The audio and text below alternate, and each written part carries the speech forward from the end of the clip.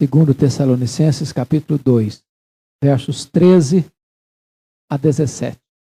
13 a 17. Entretanto, devemos sempre dar graças a Deus por vós, irmãos amados pelo Senhor, porque Deus vos escolheu desde o princípio para a salvação, pela santificação do Espírito e fé na verdade, para o que também vos chamou mediante o nosso Evangelho, para alcançardes a glória de nosso Senhor Jesus Cristo. Assim, pois, irmãos, permanecei firmes e guardai as tradições que vos foram ensinadas, seja por palavra, seja por epístola nossa. Ora, nosso Senhor Jesus Cristo mesmo, e Deus, o nosso Pai, que nos amou e nos deu eterna consolação e boa esperança pela graça, consolem o vosso coração e vos confirmem em toda boa obra e boa palavra. Amém. Nós vamos meditar sobre o tema a gloriosa salvação dos eleitos de Deus. Se vocês perceberam, o apóstolo Paulo está fazendo aqui um grande contraste com o que disse no texto anterior e o que vai falar doravante. E se você notar, voltando uma página aí da sua Bíblia, no capítulo 2, dos versos 10 a 12, ele estava falando sobre os seguidores do anticristo. Agora, a partir do versículo 13, você vai notar uma adversativa aí, entretanto, porém, todavia, mais, ele vai falar sobre os seguidores de Cristo. Enquanto os seguidores do anticristo perecem, os seguidores de Cristo são salvos. Enquanto os seguidores do anticristo são enganados, dando crédito à mentira, não crendo, portanto, na verdade, os seguidores de Cristo deleitam-se na verdade. Enquanto os seguidores do anticristo se deleitam na injustiça, os seguidores de Cristo são santificados pela verdade. Enquanto os seguidores do anticristo aguardam a condenação, os seguidores de Cristo aguardam a herança eterna e bendita entesourada para os filhos de Deus. Enquanto os seguidores do anticristo rumam para a perdição eterna, os seguidores de Cristo, escolhidos por Deus desde toda a eternidade, avançam para alcançarem a glória de Cristo. Então você vai perceber que esses dois textos estão fazendo um contraste entre os que seguiram o anticristo e os que estão seguindo a Cristo. Obviamente o apóstolo Paulo deixa de lado a questão da profecia e começa a partir para um lado prático da vida cristã. E dessa forma, o apóstolo Paulo ainda está trabalhando o encorajamento dos crentes diante da pergunta deles: como é que nós vamos ficar quando Jesus voltar? Quando o juízo final se estabelecer? E Paulo começa a renovar a esperança, a alegria e a convicção daqueles crentes, mostrando a eles que no dia final, no dia do juízo, na segunda vinda de Cristo, vai existir uma grande separação do joio do trigo, onde os bodes serão separados das ovelhas.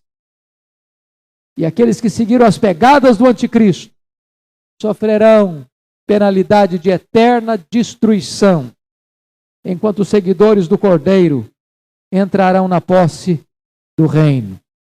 É muito importante, irmãos, entender isso aqui. Você está diante de um quadro de duas igrejas no tempo do fim. Porque você notou no capítulo 2, a partir do verso 3, que o tempo do fim vai ser um tempo de apostasia, de rebelião.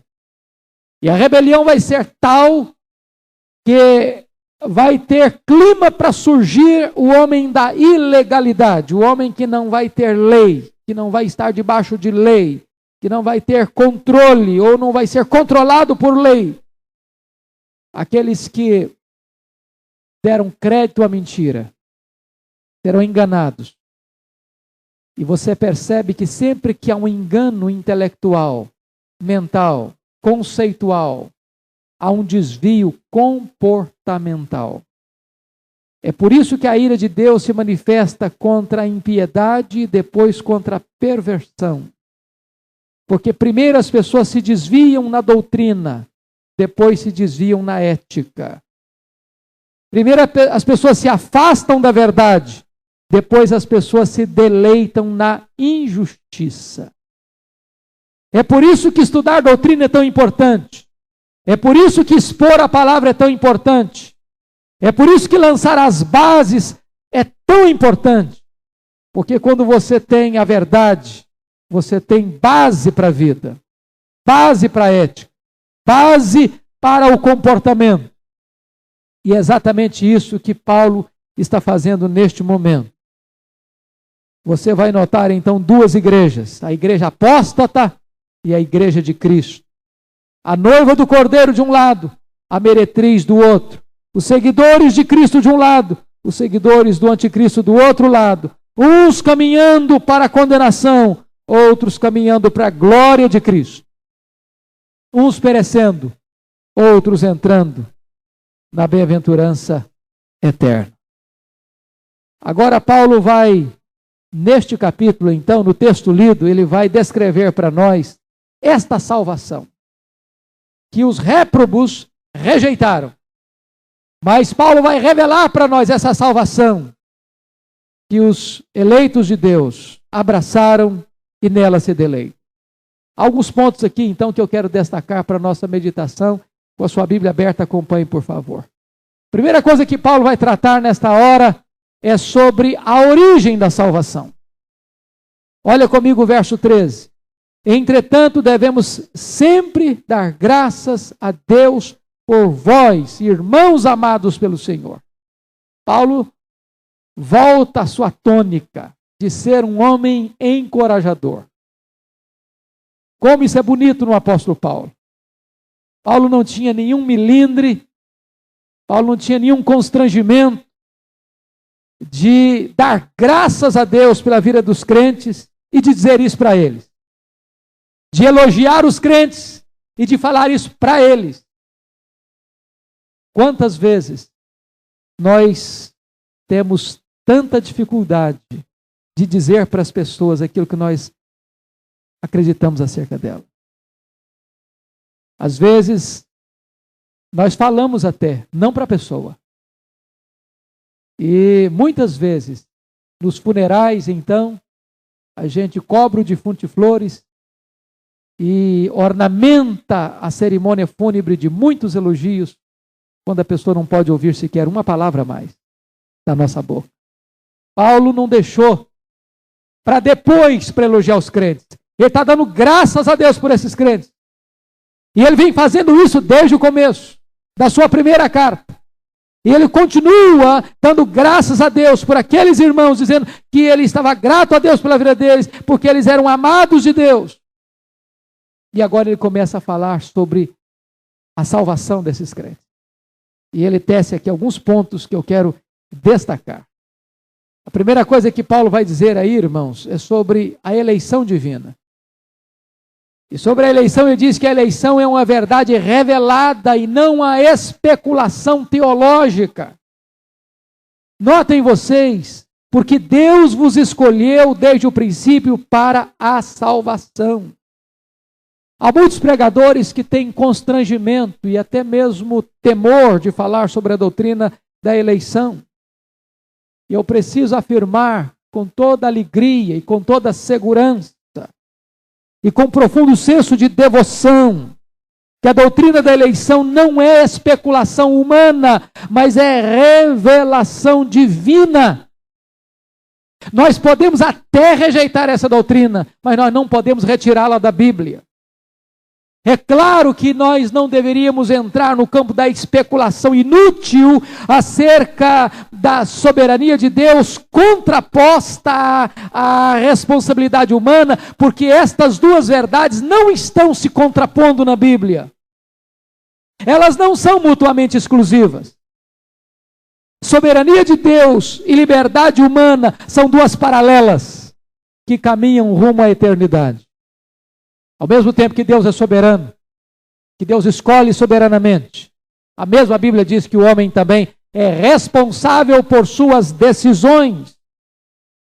A verdade incontroversa da Bíblia é que é Deus quem nos escolhe, não nós a Ele.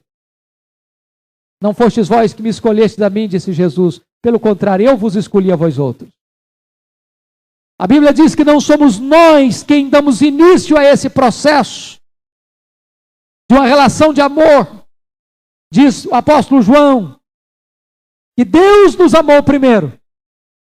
O nosso amor por Deus é uma resposta ao amor de Deus por nós. É um refluxo do próprio fluxo do amor de Deus por nós. Na verdade, Paulo diz em 2 Coríntios, tudo provém de Deus. E Jonas vai dizer no seu livro, capítulo 2, versículo 9, que a salvação pertence a Deus.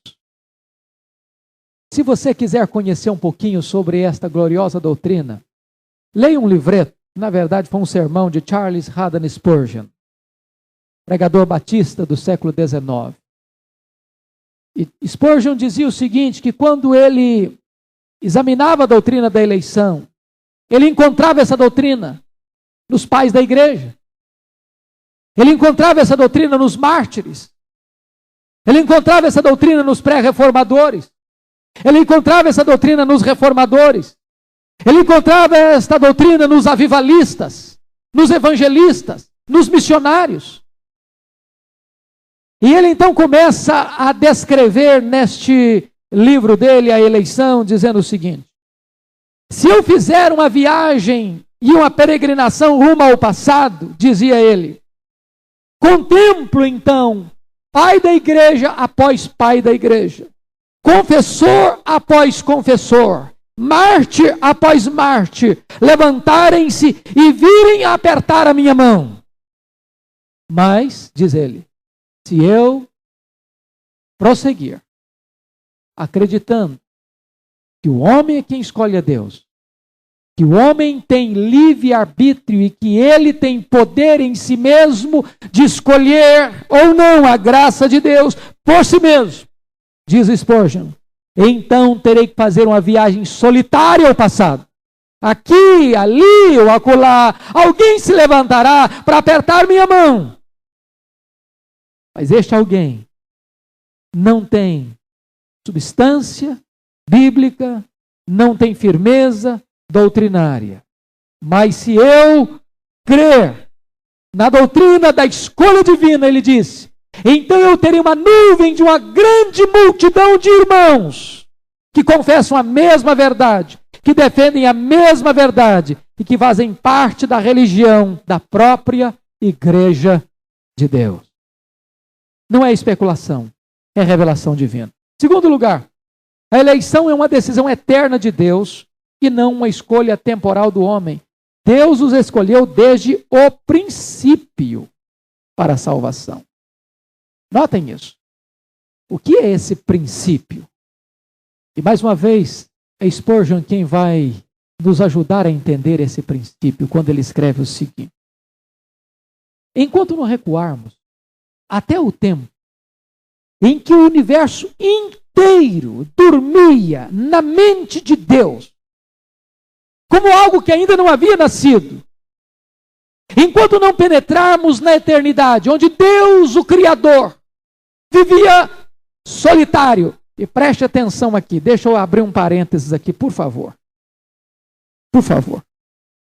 Se você ler o livro A Soberania de Deus, de Augusto Pink, A.W. Pink, que foi um dos grandes teólogos reformados, um homem de Deus, ele fala num capítulo lá sobre a solidão de Deus. Mas hoje, Augusto Cury escreveu um livro sobre o Pai Nosso, e esse livro é perigoso, tem algumas coisas dele boas, mas esse não é bom. E eu vou explicar por quê. Porque nesse livro de Augusto Cury, ele fala da solidão de Deus de uma maneira que Pink não falou, e nem a Bíblia fala. Nesse livro, Cury disse que Deus é um ser incompleto em si mesmo.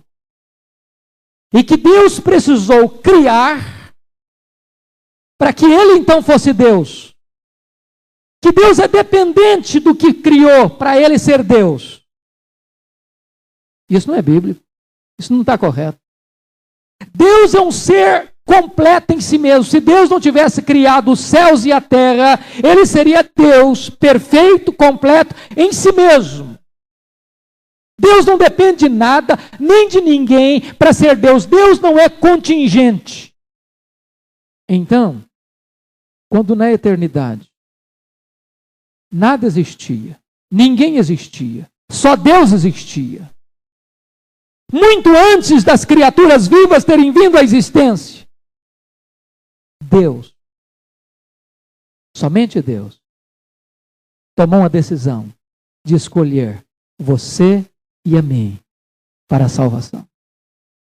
Isso transcende a nossa percepção humana? Transcende. Mas essa é a verdade cristalina da Escritura. Desde o princípio. Na linguagem de Timóteo, de Paulo a Timóteo, capítulo 2, capítulo 1, versículo 9, Paulo diz que Deus nos escolheu antes dos tempos eternos. Na linguagem de Efésios 1,4, Paulo diz que ele nos escolheu em Cristo antes da fundação do mundo. Por isso, irmãos, eu creio que o propósito de Paulo em escrever isso é mostrar para a igreja, encorajar a igreja a dizer o seguinte: se este plano foi traçado na eternidade, então este plano não pode ser mudado. Este plano é absolutamente vitorioso e inalterado. Aliás, ninguém pode jamais eleger a si mesmo. Aliás, nem sequer poderíamos começar a buscar a Deus se Deus não tivesse nos buscado primeiro. Temos que concordar com a linguagem de Lucas 15, na palavra do pródigo que volta para casa, e não é do pródigo, é do pai do pródigo. Este meu filho estava perdido e foi achado, estava morto e reviveu. E a Bíblia diz que o Senhor Jesus veio buscar e salvar o que estava perdido. Foi Ele quem nos procurou. Foi Ele quem nos ressuscitou e nos tirou da morte para a vida.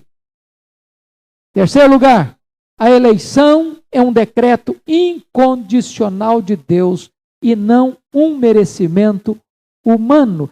Deus nos escolheu desde o princípio para a salvação. Se é desde o princípio, você e eu não tínhamos nascido ainda quando Deus nos escolheu.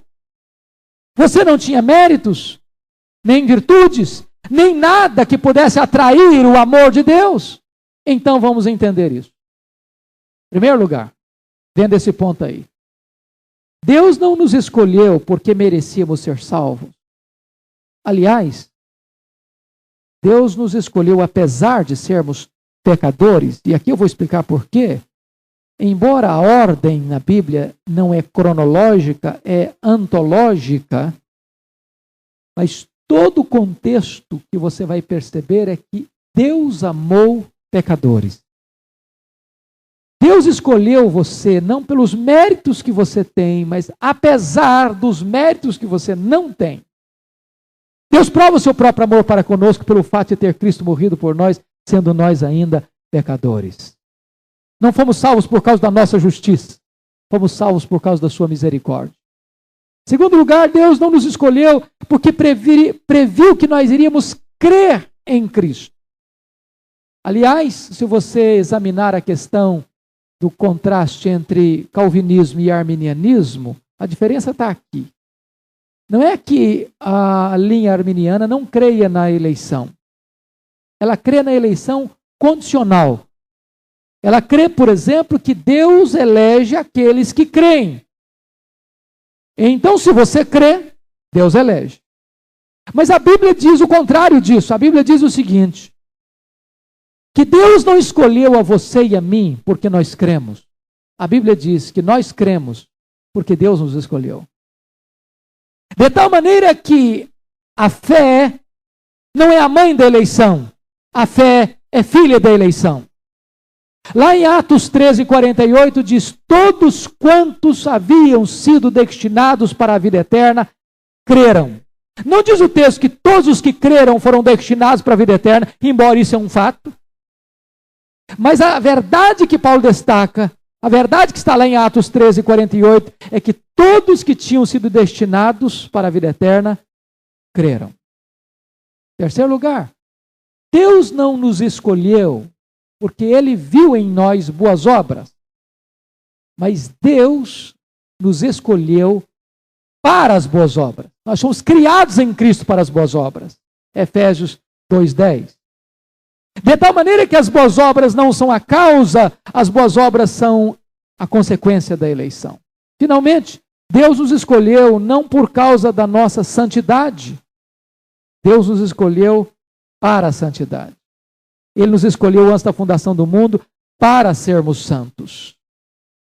Ele não nos escolheu por sermos parecidos com Jesus, mas para sermos transformados à imagem de Jesus. A graça é o solo onde está plantada a bendita semente da eleição, e graça é um dom imerecido. Quarto lugar, a eleição divina é pessoal e não coletiva. Aqui eu quero ser muito breve.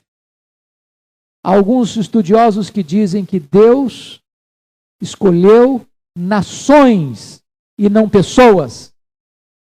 E a Bíblia não fala de eleição de nações, a Bíblia fala de eleição de indivíduos. Por isso Paulo diz: Deus vos escolheu desde o princípio. E ele não está falando a igreja propriamente dita como um todo, ele está falando de cada indivíduo que pertence à igreja de Tessalônica. Em outras palavras, Deus não salva grupos, Deus não salva em massa, Deus salva individualmente cada pessoa. Por isso Jesus Cristo disse para Nicodemos: quem não nascer de novo não pode ver o reino de Deus, quem não nascer da água e do Espírito não pode entrar no reino de Deus. Quinto lugar, a eleição divina é para salvação e não para privilégios especiais. Essa é outra forma de algumas pessoas entenderem a eleição. Deus elege algumas pessoas para alguns privilégios especiais, ou para alguns privilégios eclesiásticos, ou alguns privilégios, por exemplo, de destaque de liderança numa nação, como tinha escolhido profetas, como tinha escolhido reis, como tinha escolhido sacerdotes. Mas a Bíblia é clara: Deus os escolheu desde o princípio para a salvação, e não apenas para privilégios temporais. Sexto lugar, aqui é um ponto importantíssimo: a eleição não estimula o relaxamento moral, mas é mediante a santificação do Espírito e fé na verdade. Vamos entender. Talvez a maior crítica que as pessoas fazem à doutrina da eleição é essa: eu não gosto da doutrina da eleição, dizem as pessoas, que quem crê nessa doutrina acaba se relaxando, acaba cruzando os braços, acaba vivendo uma vida medíocre, acaba vivendo uma vida de comodidade espiritual. Irmãos amados, em lugar nenhum da Bíblia nós encontramos espaço para se chegar a esta conclusão. Paulo está afirmando que a eleição, a escolha divina é não por causa. Ou seja, nós não fomos escolhidos por causa da santificação e fé na verdade. Mas nós somos escolhidos pela santificação e fé na verdade. Vamos entender esses dois pontos. Vamos olhar o que é a santificação do Espírito. O que Paulo está querendo dizer com isso? Deus nos escolheu e nos salvou do pecado e não no pecado.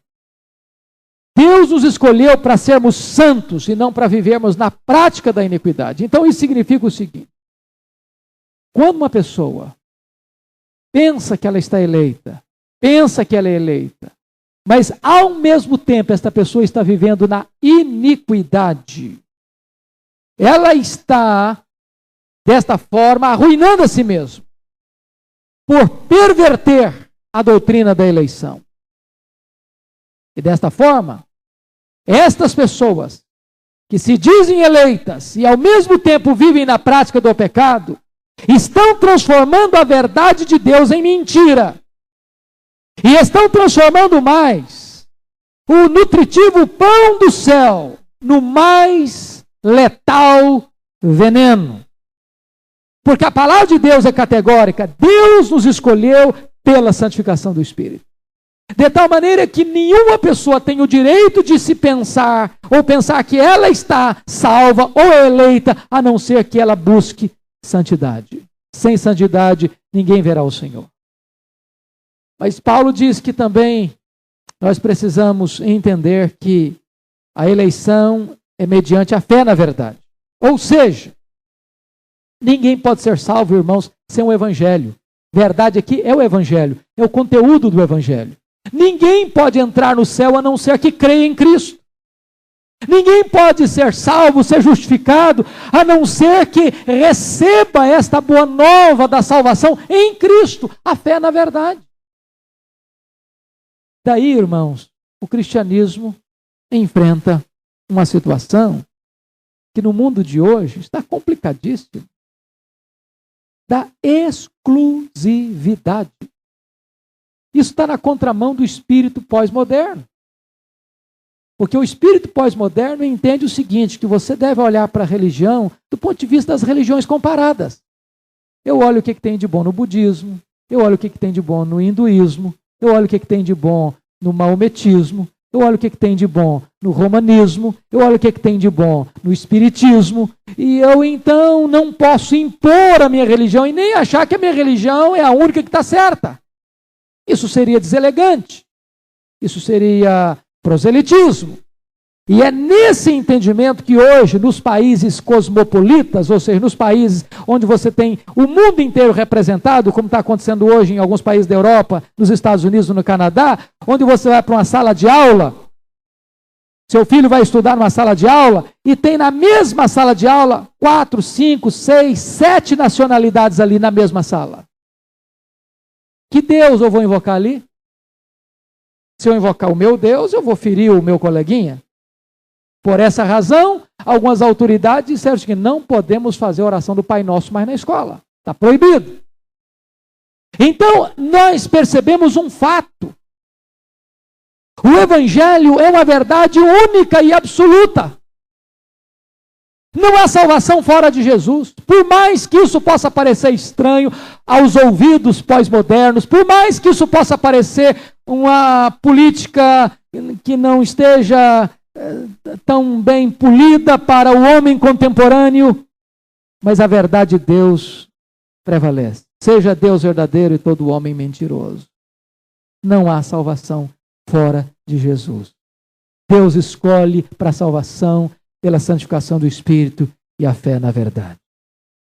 Queridos irmãos, talvez alguém possa pensar assim: e se eu não for um eleito, o que eu vou fazer? Eu quero tanto ser salvo, mas e se eu não for um eleito? Bom, eu creio no Evangelho, mas e se Deus não me escolheu, como é que vai ser? Eu gosto daquilo que Charles Spurgeon afirma. Qualquer pessoa que confia na verdade de Deus, que confia em Jesus Cristo, é uma pessoa eleita. Spurgeon diz o seguinte: alguém pode perguntar assim, mas eu queria ser salvo e Deus não me escolheu. E Spurgeon perguntaria, ele faz isso no seu livro: você deseja ser uma pessoa santa? Se a pessoa responder, sim, eu desejo ser uma pessoa santa, então você é uma pessoa eleita. Porque ninguém deseja santidade a não ser que seja um eleito de Deus. Não, eu não quero ser santo. Então por que você quer ser eleito? Notem vocês que os seguidores do anticristo deleitam-se na injustiça. Leram isso aí? Lembram que nós lemos isso aí? Capítulo 2, versículo 12. Que os seguidores do anticristo deleitaram-se com a injustiça. Não tem nada mais estranho para o incrédulo do que a santidade. Falar em santidade para ele, você está falando em coisa estranha? Falar em ser santo é alguma coisa absurda.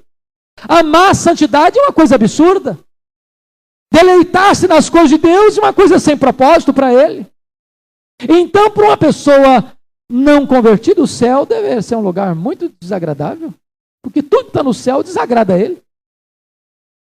É por isso que no dia do juízo, a Bíblia diz, continua justo fazendo justiça e continua injusto sendo injusto. Simplesmente vai lavrar a sentença, fique como você está. Agora vamos entender outra coisa para concluir esse ponto. A soberania de Deus na escolha não anula a responsabilidade do homem de crer. E talvez você pergunte, mas como nós vamos entender isso? Talvez a gente não entenda mesmo. É por isso que é revelação. O que a Bíblia diz é que o mesmo Deus que escolhe dá uma ordem, arrependa-se e creia.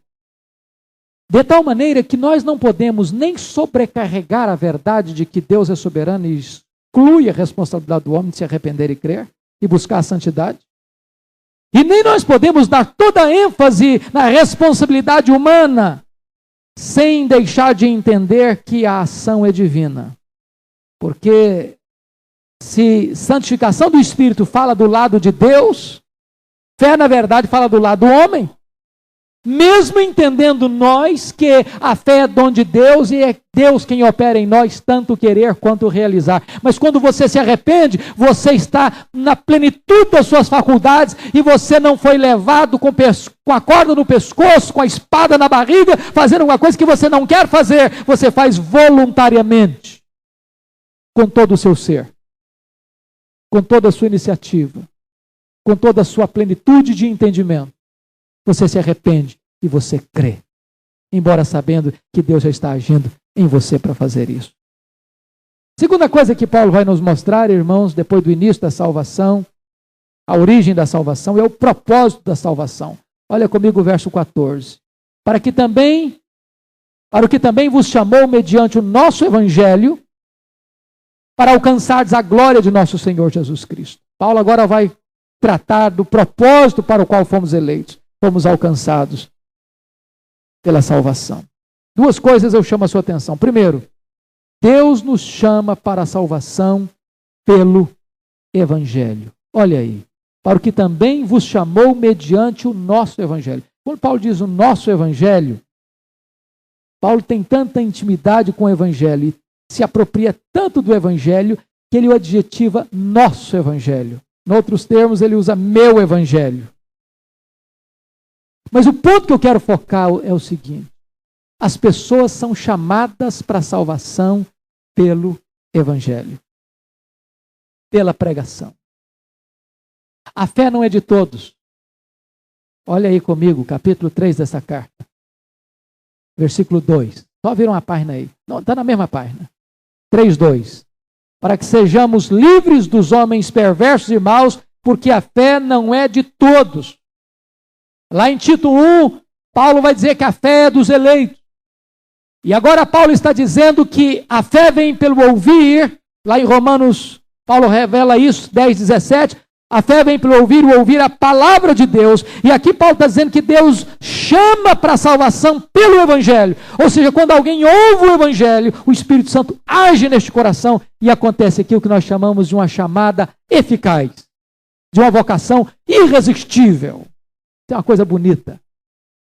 O que acontece? Você nasce da divina semente. Você escuta o Evangelho, você estava morto, você estava cego, você estava endurecido, mas a Bíblia diz que este Evangelho é uma semente. Está lá escrito no Evangelho de Lucas, na parábola da semente, que esta palavra é uma semente que tem vida em si mesmo. Você joga ela na terra, de repente você vê ela está sepultada, está escondida. Daqui a 3 dias você volta lá, ela arrebentou a sepultura e vai brotando por si mesma. Daqui a pouco você olha, ela tem flor. Daqui a pouco você olha, ela tem fruto. Daqui a pouco você pode passar a foice e ceifar. Porque ela age por si mesma. Ela tem poder em si mesma. Esta é a bendita palavra de Deus, irmãos. Se a igreja entendesse essa bendita verdade, diz a Bíblia, abra tua boca e a encherei. Prega esta palavra.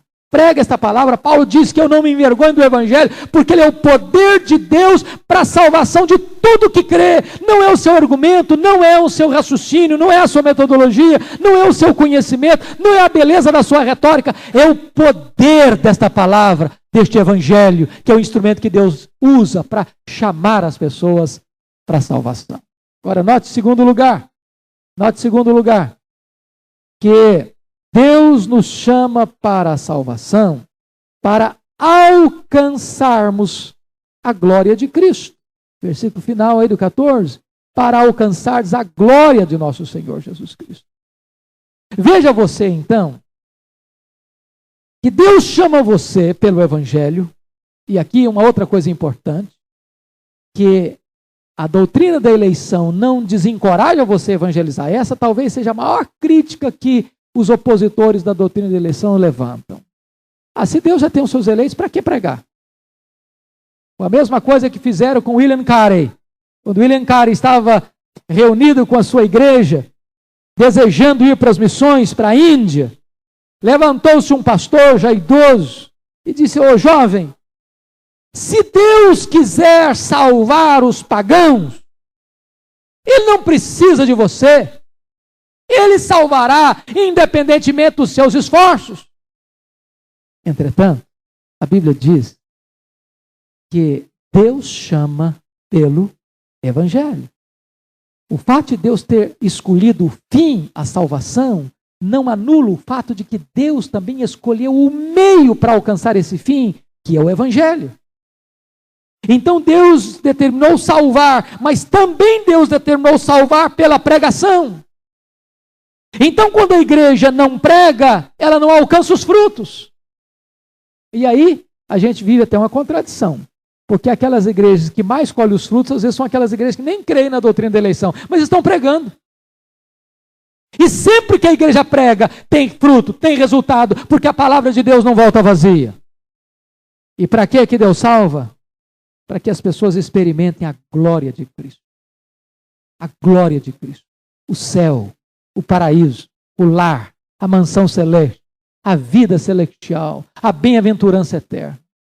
Notem isso, irmãos, que a salvação não tem apenas uma dimensão contemporânea, atual, temporal, terrena, de melhorar a qualidade da vida da pessoa mudar a sua vida, ser o melhor filho, o melhor pai, o melhor esposo, o melhor marido, o melhor cidadão, o melhor crente, uma pessoa de vida mudada aqui e agora, mas a salvação tem uma transcendência.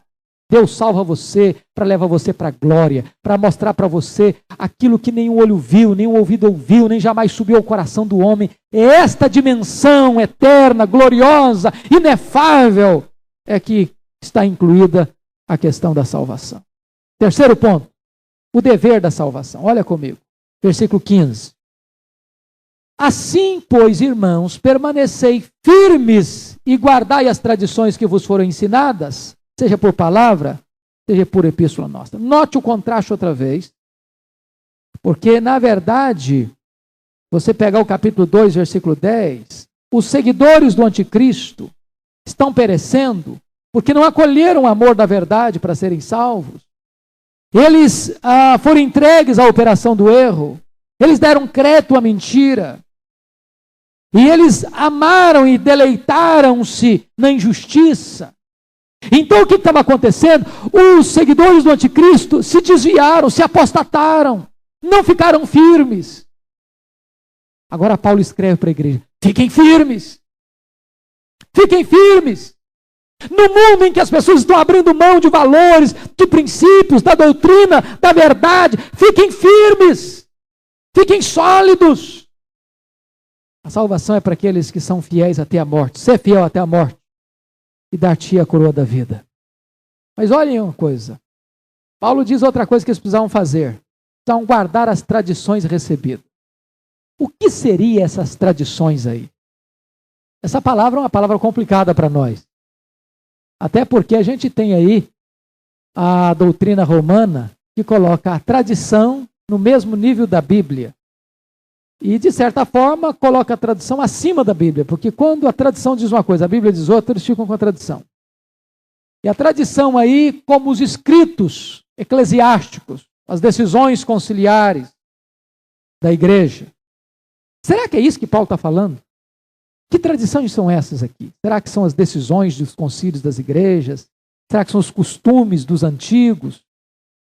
Será que são aquelas culturas e subculturas evangeliqueis que as pessoas vão recebendo de geração em geração? Não, absolutamente não é isso que Paulo está falando. Nem Paulo está falando destas interpretações da palavra de Deus, por exemplo, que os fariseus e escribas tiveram e que Jesus Cristo rechaçou. O que é que os fariseus e escribas fizeram? Pegaram a lei de Deus, esticaram a lei de Deus, começaram a interpretar a lei de Deus. Sobre o sábado, por exemplo, tinha 39 maneiras de uma pessoa quebrar o sábado. Então não pode fazer isso, não pode andar mais do que um dia de sábado, um tiro de pedra, não pode fazer isso, não pode fazer aquilo, não pode fazer aquilo outro, não pode fazer aquilo outro. Então eles criaram uma série de jurisprudências sobre a lei de Deus, fizeram aquele pacote e disseram, essa é a nossa tradição. Se alguém quebrasse essa tradição, eles achavam que essa pessoa tinha blasfemado contra Deus. E Jesus quebrou essas tradições. Então, o que Paulo quer dizer com tradições aqui no versículo 15? Ora, assim, pois, irmãos, permanecei firmes e guardai as tradições que vos foram ensinadas, seja por palavra, seja por epístola nossa. Vamos entender. Certamente, Paulo está falando aqui de tradição no sentido de verdades por ele pregadas, ou por Timóteo, ou por Silas, oralmente, enquanto estiveram naquela igreja. Paulo passou lá pelo menos 3 sábados. Então é isso que ele está falando de tradição oral, aquilo que os apóstolos pregaram oralmente. E por epístola é porque agora ele já tinha mandado uma epístola para a igreja e mandou que essa epístola fosse lida publicamente na igreja. Agora notem vocês que essas pregações verbais dos apóstolos depois foram registradas e elas foram então incorporadas como parte da palavra de Deus revelada, inspirada, fizeram parte do cânon sagrado, que é a Bíblia. Paulo está se referindo a esse conteúdo. Quando ele está falando das tradições, sejam orais, sejam escritas, ou epístola nossa, ele está falando do conteúdo que nós temos na Escritura. De maneira nenhuma, Paulo está se referindo a qualquer outro conteúdo que fuja, que fira, ou que se contraponha à verdade revelada na Escritura Sagrada. Ele está querendo dizer para aquela igreja permanecer firme e sólida na palavra, porque os seguidores do anticristo estão abrindo mão, estão deixando de lado a verdade de Deus. Muito bem. Vamos ao último ponto. Os frutos da salvação. Versículos 16 e 17. Ora, nosso Senhor Jesus Cristo mesmo e Deus, o nosso Pai, que nos amou e nos deu eterna consolação e boa esperança pela graça, console o vosso coração e vos confirme em toda boa obra e boa palavra. Depois de falar da origem, do propósito, da firmeza na salvação, Paulo agora fala dos frutos dessa salvação. Eu quero destacar aqui alguns pontos importantes. Primeiro, os salvos recebem o amor do Pai e do Filho. Notem o versículo 16. Ora, o nosso Senhor Jesus Cristo mesmo e Deus, o nosso Pai. Notem que ele está fazendo uma oração. Não é muito comum você encontrar isso na Bíblia, mas às vezes você encontra. Que a forma normal de você orar é como?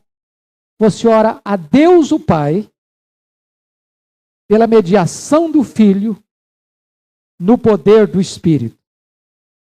Mas às vezes você encontra em alguns lugares, e não é muito comum, orações dirigidas a Deus o Pai, e também orações dirigidas a Deus o Filho. Este aqui é um exemplo.